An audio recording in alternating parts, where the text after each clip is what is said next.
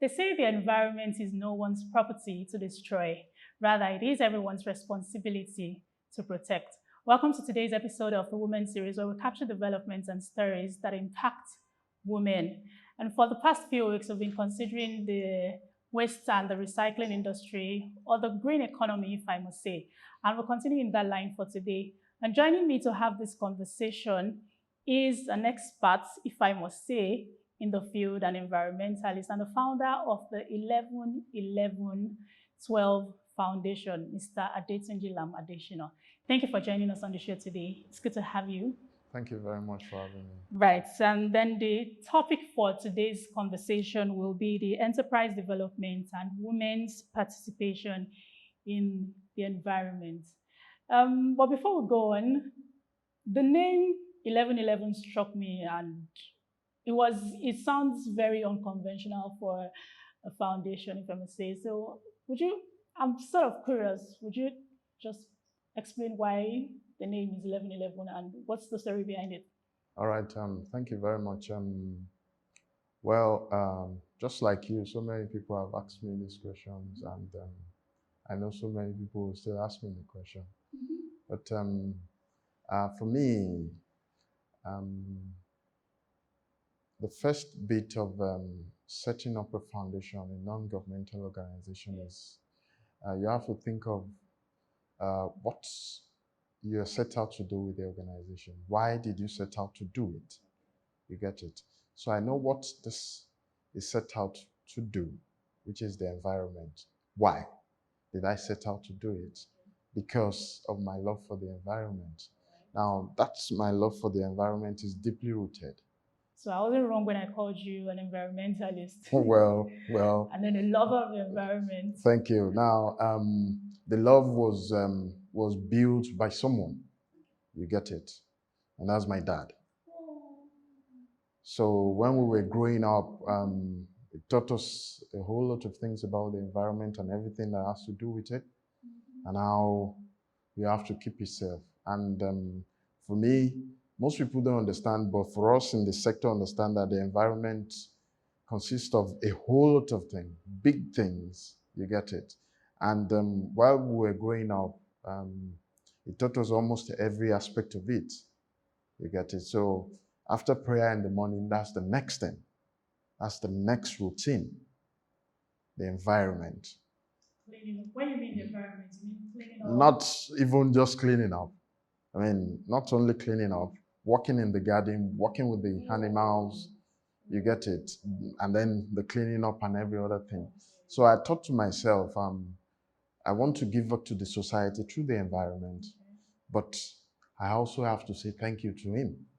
So it's just using one bird and one stone to kill, in fact, so many birds, you get it? So 11-11-12 was the day my dad left this world.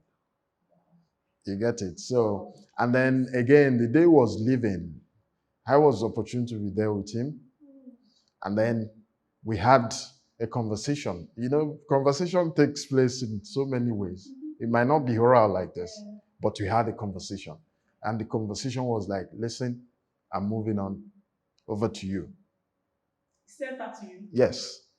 Wow. So for me, it's like, listen, yes, I'm taking it on board, and I'm going to continue to remember you and remind me of, you get it? So that is what 11-11 is all about. Thank you. Such a significant date. And I love the fact that you've laid a foundation for the topic environment.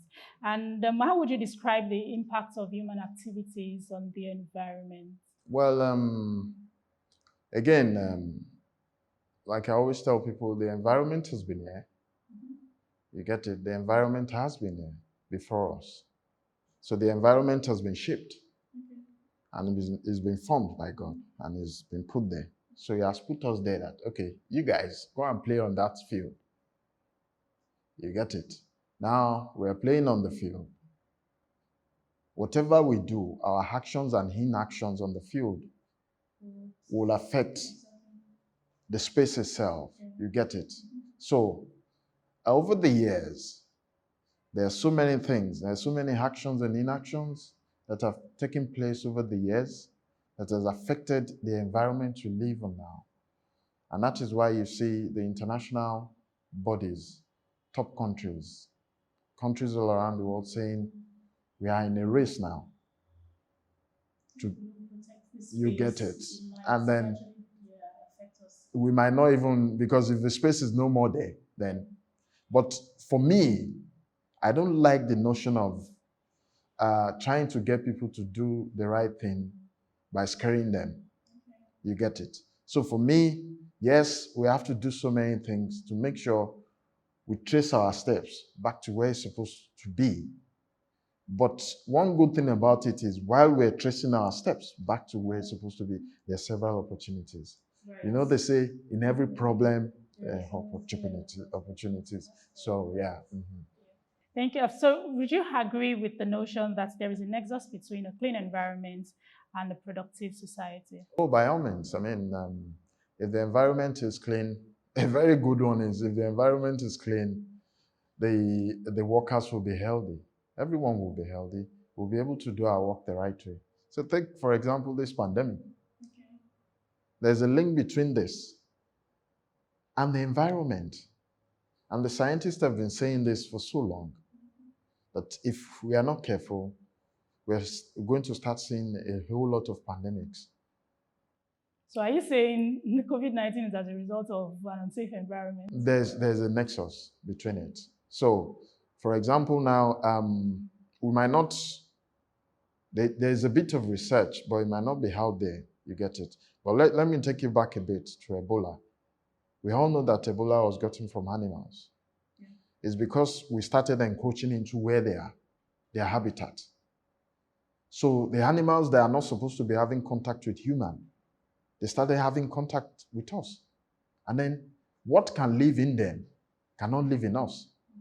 Because, for example, the temperature at which animals operate, we don't operate at that temperature.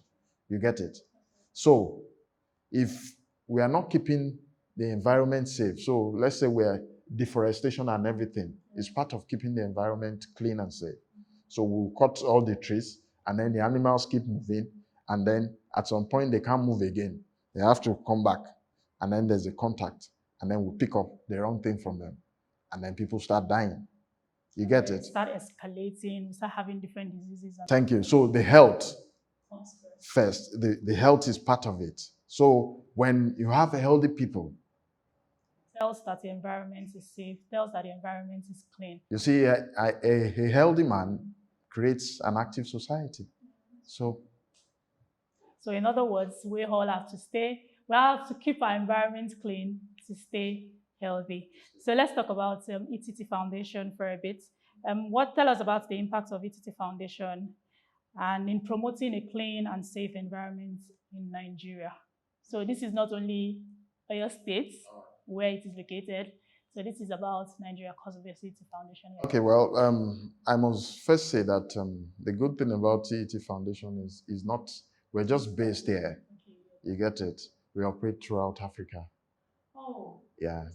So not only in Nigeria, I'll tell you our impact in Africa. Mm-hmm. You get it? So 11-11-12 Foundation is was born on the notion of giving back to the society through the environment, and is based on three cardinal points, like we call it: the advocacy, the research, and the empowerment. So for us, the first bit is advocacy. Before you can get anybody to do the right thing anywhere in life, you must be ready to educate them. Education is key and vital in everything. You get it? So through different means, we promote our advocacy. So from house to house campaign, which has stopped a bit now because of the pandemic, to online activities. And we also mark international days like the World Environment Day, which is big for us. We do online symposiums where you have top people within the environment and diplomats engage about the environment. So apart from that, the research. So we understand that, yes, like we've said earlier, our activities as human is impacting the environment. How? Where? And if we are able to know the how and where, how do we turn it around and change the negatives to the positives? And that's where our research comes in. So for example, over the last year till now, we've been doing research on several things, including turning waste, so municipal waste now, to compost. So a very good example is, I'm always happy to say this because it's no miracle, it's something I saw with my two eyes. So organic waste, so your fruit waste and everything, your kitchen waste, there's a process that it goes through, it's natural. And then we turn it into compost. And then the compost, we apply it on the soil. It's just like manure. But the difference is this is natural. Fertilizer is chemical. So now we applied it to the soil and then we planted something on it. We planted a wedu on it. I don't know if you know it. Yeah. So we planted on Friday. By Monday, the one with the compost has sprouted. The other one is still struggling somewhere inside. And then within 2 weeks, the one with the compost was ready to harvest. Very green, looking healthy and everything. Yes, we did it right here. You got it. So for us, we are trying to bring out the best from the worst. So we know waste management is a major problem, not only in Nigeria, in Africa. So how do we turn this problem into solution? So people can be converting waste into compost and selling it, making money, and then getting the agricultural people to plant the right way, the safe way. And then even the local farmers that don't have the financial ability to get this chemical fertilizers can use this one, which is way cheaper than that. That's one. The other one that we're still working on is the briquettes, where we turn all this, your paper and everything, we turn it into cooking briquettes. So like cooking fuel. Again, everything is manual. The machine is fabricated locally and we turn it, it comes out like roundish like this. Some even used agric waste to do the briquette and use it to cook. In fact, don't worry, some people say if you don't use firewood for jollof rice, it will smell well. No, it will smell well, smell nice, very healthy. You get it? So, and then the empowerment. Yeah, I was going to get to that. So let me just ask that as a question. The business opportunities and then empowerment, especially for women now, because we're talking about women participation in the environment. Okay. So what are the business opportunities that are available for women in this field? All right.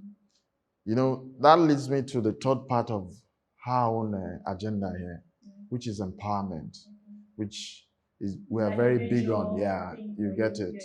Now, having worked in the environment sector, I discovered again that there are a whole lot of opportunities within the environment, especially for our youth.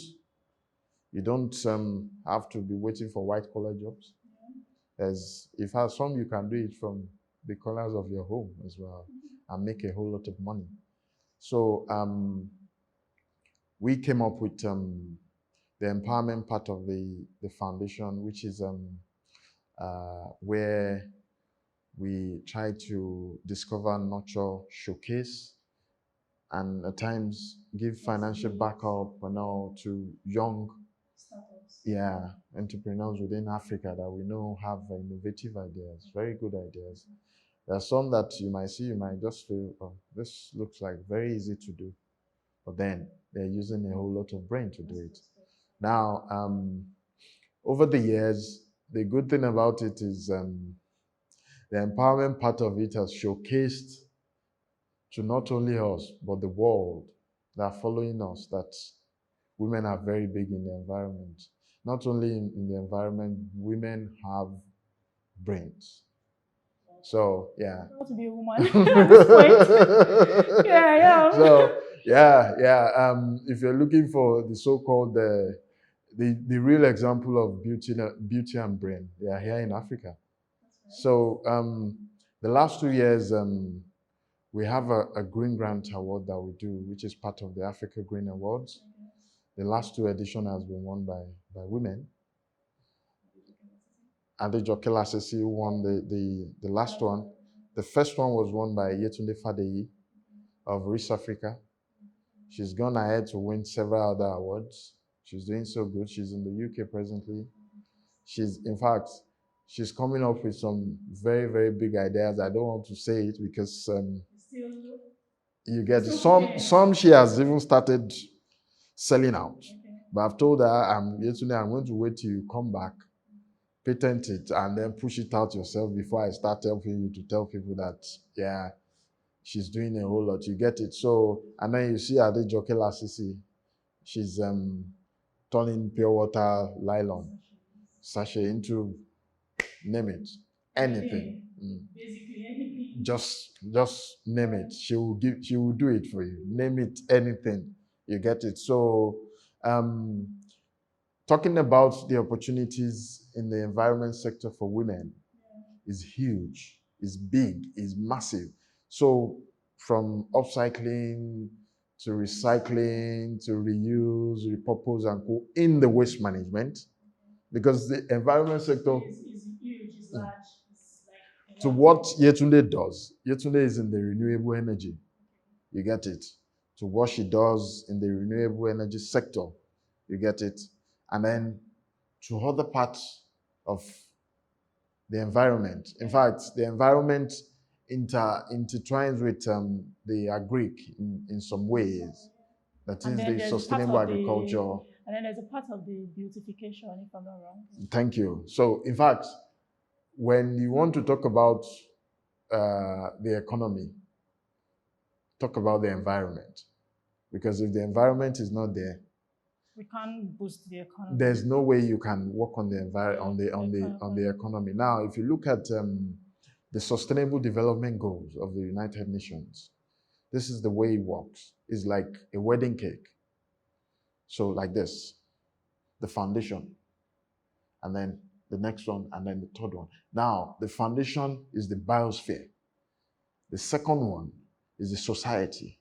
And the last one is the economy. That is, without the first and the second one, there can't be any economy. You get it? So the biosphere is the environment. Where there is no environment, where would there be society? And where there is no society, there can't be economy. You get it?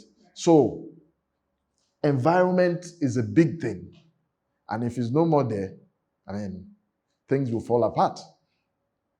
And the center will no more hold. You get it? So for me, there's a whole lot of opportunities in the sector for women.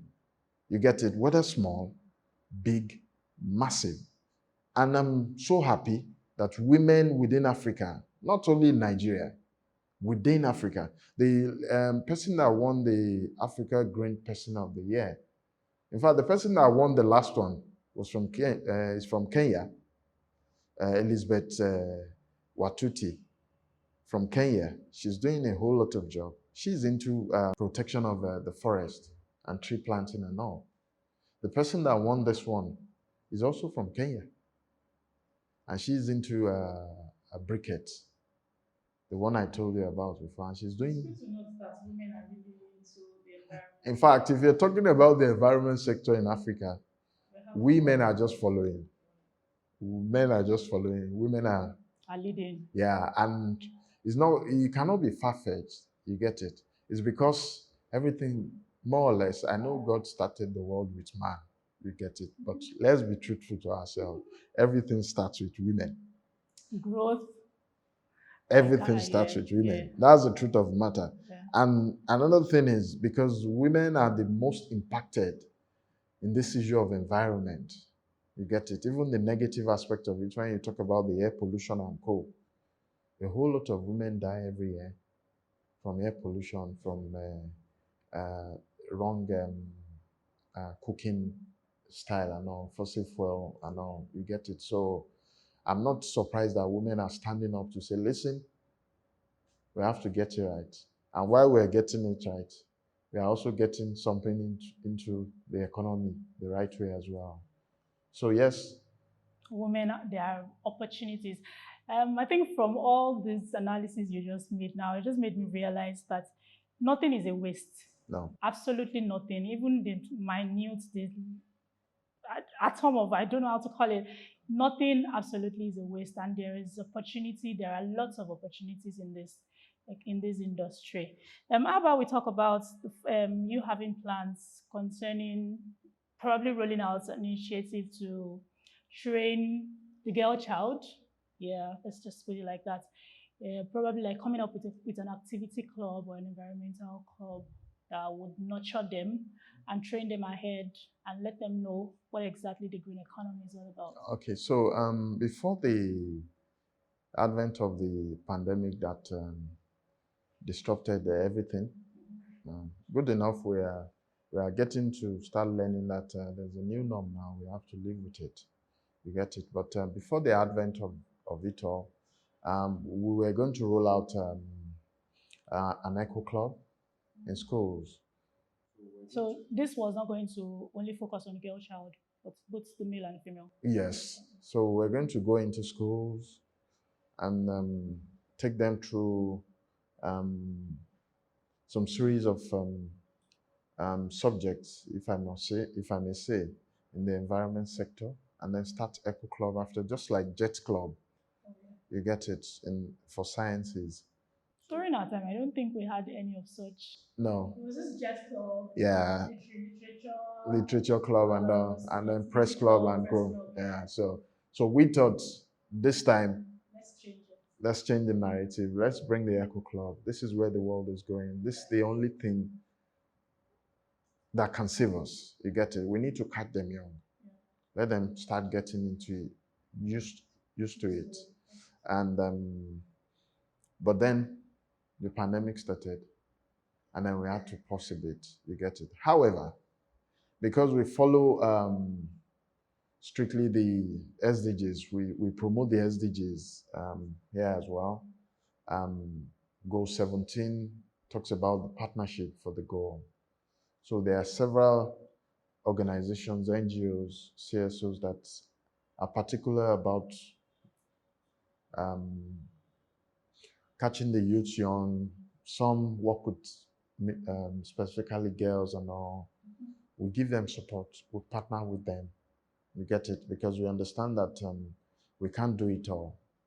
You get it? We have to work hand in hand with other people to do it. You get it? So not only girls, even male child needs it as well. You get it? You get it? Yeah. So, but then, whichever way it is, we partner with several organizations, those that deal with only female girls, those that does both. We partner with them, we give support, and then we are still very much willing to start our own as well when the time permits. And just so you know, as part of the awards as well, every year there's an award, the Green Essay Award, where it's open to secondary schools alone throughout Africa. So they are given topics and they have to write an essay on it. So at the end of it all, the judges choose the winner every year. So the maiden edition was won by a female student. Tell me what women are ruling the world, basically. So yes, that is still ongoing as something that will continue as well. So let's talk about the plan for the year 2021. You know that the pandemic probably must have disrupted quite a number of things, but what should we expect from the 11/11 Foundation year 2021? Okay, so yes, like I always tell people, yes, the pandemic is here disrupting here and there, but for us here is a blessing in disguise. So the good thing is we were able to achieve more than what we were set out to achieve last year because of the pandemic. Because we were able to harness the power of IT. So I give you, so I give you a very good example. When we're doing our boot camp, we always have a boot camp for the Green Grant, where after all the applications have been screened, they choose the best 10 from around Africa, and then we have some 5-6 days boot camp where they all converge, and then we bring facilitators, top facilitators in different kind of topics, business topics, and society, community building ideas, to come and talk to them, train them. Because of the pandemic last year, we had to go on a virtual one, which gave us the opportunity to even bring people from all around the world. So top people, UN diplomats and co, were able to join to help facilitate. So it was a blessing in disguise for us. So this year, we're looking to do even more. We're going bigger with our advocacy, research, and empowerment. We're still going to continue with the Green Awards, which is the flagship event for the organization. There's something we started last year as well, the Green Webinar Series, where we bring facilitators, top people. We had people from Africa Development Bank, World Bank, UN, and co join us. And the Swedish Embassy is our partner in what we do, joined us last year to talk about some major topics, including green financing, how young people can harness the power of finance. Yeah, so we're going to continue with that as well. And we're going big on our project on the composting and the briquette as well this year. We're also looking to partner with other organizations to get some other things done as well. So yes. So we've got huge plans for the year. For the year, yes. And then pandemic or no pandemic is going to stop. No, it's not going to stop us. The train keeps moving. That's interesting.